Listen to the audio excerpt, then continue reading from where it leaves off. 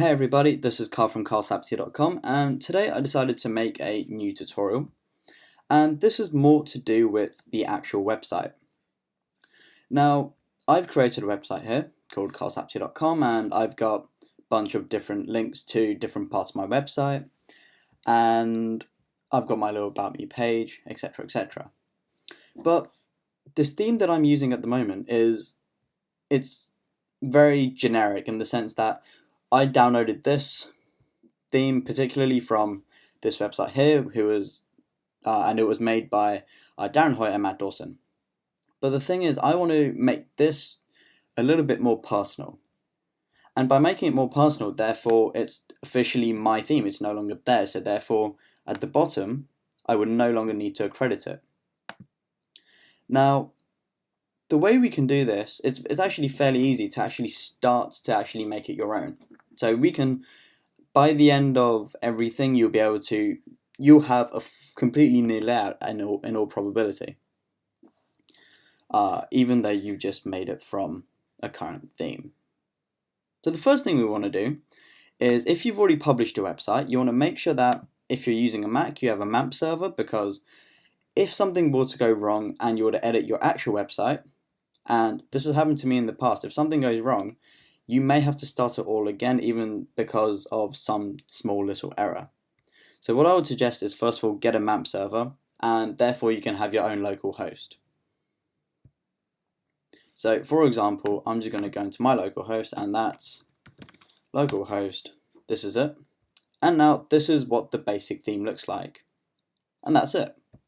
So now I can edit it as much as I want in here without actually affecting my main website. And then if I do want to change anything from my local host to my main website, I can just copy and paste it across.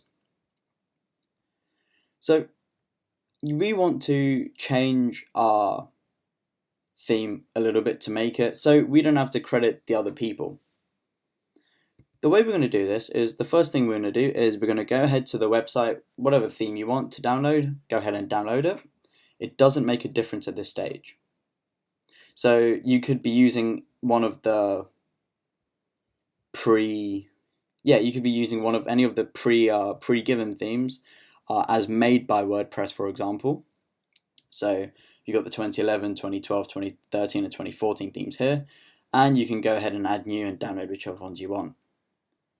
Now, once you've downloaded it, you want to extract the file, and you'll come to this. But we don't want to focus on this particular on these particular files, because at the end of the day, we're not going to be using them.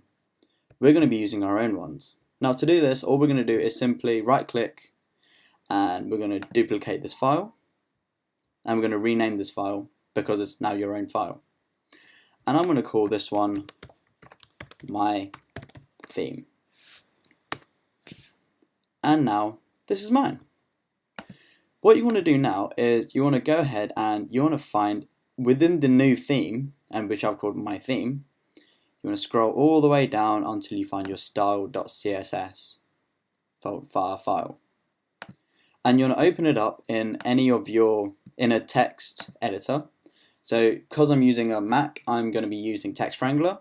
If you're using Windows, then you could use either you could use WordPad probably, you can use Notepad++, or you can just use Notepad. Doesn't make a difference, you can still do everything completely fine.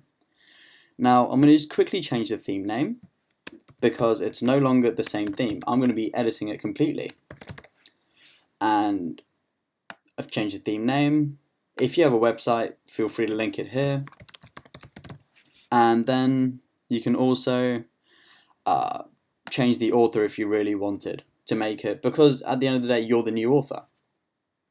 So now we're going to go ahead and save this, or just go to File and Save. And we're going to exit this now. Now what we were going to do is go back into our themes folder, and where you have my theme, you're going to right click and you're going to compress the file. Now here you can see that I've got a aggregado theme, and I've got a my theme, and they're exactly the same. There is no difference in them at the moment. So we can go ahead and we can exit out of there. We can go back into our themes folder, or into our themes section in our WordPress, add new, upload it, and now we can go into our desktop and go to themes and my theme. The reason we have to use a zip file is because that's the only file that it will accept for WordPress. So it says if the theme is in a .zip format, you may install it here. So now I'm going to install it. Unpacking, installing, and the theme has been installed successfully. So now if I were to go back to my themes page, I've now got the original theme here, but I've now also got my theme here.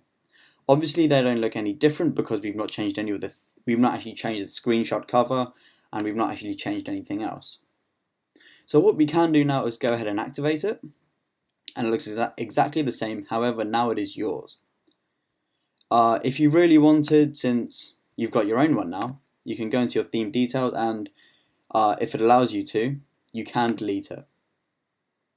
So that's this little tutorial about how we can make WordPress our own, how we can make our own page theme our own before we can start to actually edit it.